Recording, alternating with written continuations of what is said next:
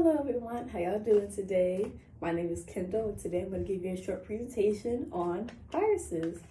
So, one thing that's certain in life is that you're going to get sick. At some point in life, you either have been sick, currently are sick, and you will get sick again, guaranteed. Now, this does not necessarily mean that all illnesses are made the same or even contracted the same. For example, a few different things that commonly get us sick include things like parasites, fungi, bacteria, and most importantly for today, viruses. Now, all of these things are invisible to the naked eye, but trust me, they can cause a lot of trouble in a very short amount of time.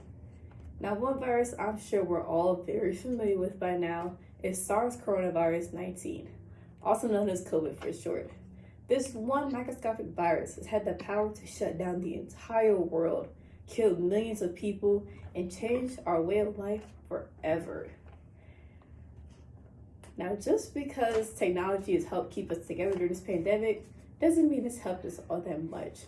For example, it has led to tons of misinformation being spread about this virus, mainly what exactly is and how it works. So today, I'm going to give you a short presentation where I'll help you define what a virus is, how our respiratory systems work, and how COVID uses that against us in order to infect us and spread to others. Now, let's start off with the basics. What exactly is a virus? According to the National Human Genome Research Institute, a virus is a small collection of genetic codes surrounded by a protein code. Now, viruses come in all different shapes and sizes, and they even affect different things. Some only attack other bacteria, other viruses, parasites, and humans. But one thing that they all have in common is that they cannot replicate on their own. They must have a host in order to replicate its DNA and spread to other people. It's kind of like a parasite in the way we think about it, because parasites also need a host in order to replicate and spread. Now that we talked about viruses, let's move on into our respiratory system. Now, our respiratory system's main job is to make sure oxygen gets into our bodies and that we exhale waste gas like carbon dioxide. It includes our mouth, nose, trachea, lungs, and bronchial tubes. Now, in order for gas exchange to occur, oxygen must enter our body through either our mouth or our nose. It passes through our trachea and our bronchial tubes, and our bronchial tubes get smaller and smaller until it reaches little sac-like objects in our lungs called alveoli. And this is where gas exchange occurs.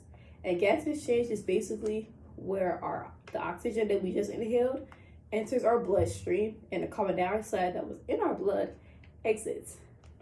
So this is why you typically only inhale oxygen and you only exhale carbon dioxide. If you exhale anything else, it's going to be a problem.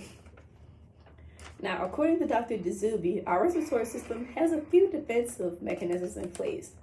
For example, we have a layer of mucus lining our lungs. Everybody does. And its main job is to trap and capture any unwanted particles like dust, debris, and bacteria and viruses in this case. And in order for the mucus to get out of our lungs, our cells have little hair-like projections called cilia. And these help to push the mucus out of our lungs and up back into our throats, where it's either coughed out or swallowed and digested. Either way, it's out of our lungs and they're done their job. We also have macrophages that wander throughout our lungs, checking to make sure if anything's awry. They typically do a pretty good job. And last but not least, we have our cough or sneeze reflexes. Whenever you have too many pathogens in your body, sometimes your brain will give a signal to start coughing and sneezing. This helps get the virus or whatever is trapped in your lungs out. However, as we'll learn in a moment, it can also be used against us basically every time we get sick. So, according to WebMD, COVID most commonly travels via water droplets or aerosols. And when we inhale those, we can get infected by COVID-19. Like I just said, once you inhale those droplets and they enter your body, they can pass through the mucus layer and start attacking the cells directly lining your lungs. And this is where it starts to be a problem for us, because the virus will force your cells, instead of doing their normal job, it will force them to start replicating more COVID-19 virus strains. And eventually, your cells will get so full of the virus to the point where they explode, and COVID is just sent all over our bodies. At this point, it will usually trigger an immune response as to where you really start feeling sick. And then once again, your body will start coughing and sneezing in order to get this virus out.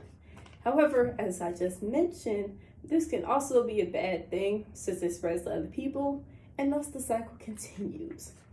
Now, a less common way to get COVID is through surface transmission, but it's less common because you have to touch a surface infected with COVID-19 and then touch your mouth or nose without washing your hands in between. There are also some less common ways to contract COVID, but they're not really things you have to worry about in your day-to-day basis. So to summarize what we just said today, COVID is a virus that enters our bodies through water droplets or aerosols. Once it enters, it starts attacking our cells and forcing them to replicate more of the COVID strains. And then once we make enough, we will sneeze or cough it out into the environment and start the cycle all over again. So in order to slow the spread of COVID-19, some basic things you can do are wear a mask, wash your hands often, stay home if you don't feel sick, and make sure you get tested, most importantly. And if we do these things, it will help slow the virus down and hopefully end this pandemic a little sooner. Thank you for listening to my presentation, and I hope you learned a little bit more about COVID today.